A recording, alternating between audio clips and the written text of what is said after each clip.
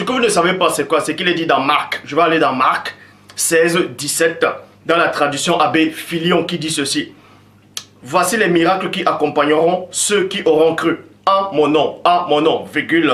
Ils chasseront les démons et ils parleront des langues, avec un S à la fin, des langues nouvelles. Des langues nouvelles. Mais avant ça, vous ne devez pas ignorer qu'il est dit dans Genèse chapitre 11 au verset 1 que toute la terre avait une seule langue et les mêmes mots, c'est-à-dire un seul langage, une seule manière de parler et les mêmes mots. Et dans le verset 7 de Genèse 11, le Père Tout-Puissant a créé d'autres langues en fait.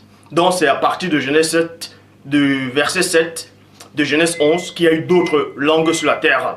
Donc toujours est-il que dans Marc 16, 17, Christ a fait comprendre que à son nom, et le nom de Christ c'est quoi? Bon, vous allez toujours dans la tradition Abbé Filion qui dit, dans l'Apocalypse chapitre 19 au verset 13, et il était revêtu d'un vêtement teint de sang, virgule, son nom et le nom dont il a été appelé est, la parole de Dieu. Donc à mon nom, c'est-à-dire pas la véritable parole du Père. On va chasser des démons, on va accomplir des merveilles, des prodiges. Et il dit encore, ils parleront de nouvelles langues, des langues nouvelles. Et nous allons voir c'est quoi cette langue nouvelle. Toujours dans la maintenant je vais dans Actes des Apôtres chapitre 2 au verset 4, dans traduction Pirote et Clamet qui dit, alors ils furent tous remplis d'Esprit Saint et ils se mirent à parler en d'autres langues, avec un S le pluriel, en d'autres langues que la leur, vous voyez, que la leur, virgule, selon que l'Esprit les donnait de s'exprimer. Bible Ostéval, des langues étrangères. Traduction, David Martin, des langues étrangères. Bible de l'épée, les langues des peuples étrangers. Donc, maintenant nous allons dans Actes des Apôtres, chapitre 10, au verset 46.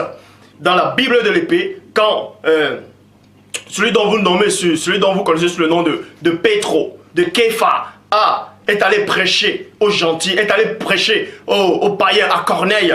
Quand il a parlé, le Saint-Esprit, c'est-à-dire après avoir nettoyé Corneille et sa famille, le Saint-Esprit, la puissance elle-même du Père, est descendu sur Corneille et sa famille. Ils se sont mis à parler en d'autres langues. Donc, dans d'autres versions que tes mal traduites disent qu'on les entendait parler en langue et glorifier Dieu. Or, la bonne version, dans le verset, dit ceci.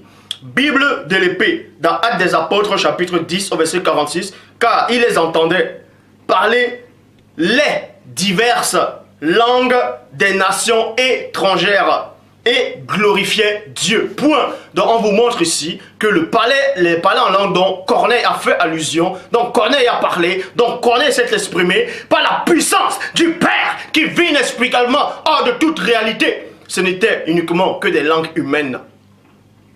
Actes des Apôtres, chapitre 19, au verset 6, dans la Bible de l'épée, il est dit, lorsque Paul leur eut imposé la main, virgule, le Saint-Esprit descendu sur eux, et il parlait diverses langues, virgule, et prophétisait, point. Dans la Bible français courant dit, des langues inconnues.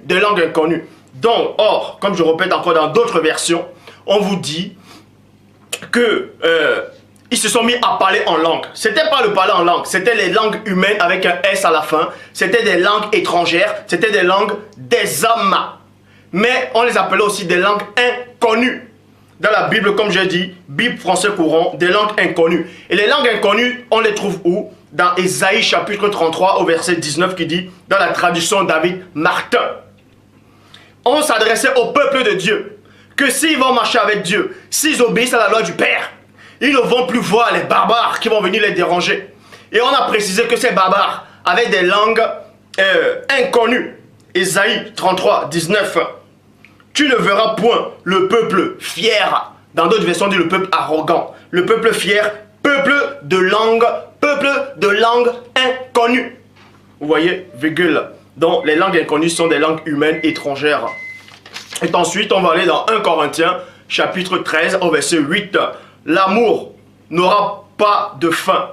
dans la Bible du semeur, il est dit dans 1 Corinthiens chapitre 13 au verset 8, l'amour n'aura pas de fin. Point.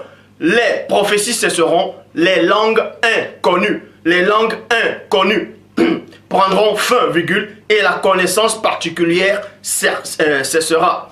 Bible, parole de vie, langue inconnue. Bible en français courant, langue inconnue, avec un S à la fin. Donc, Paul de Tarse fait allusion, il dit ici, qu'à la fin de temps, dans le royaume du Père, pour ceux auxquels le Père fera grâce, qui viendront dans le royaume du Père, du Tout-Puissant.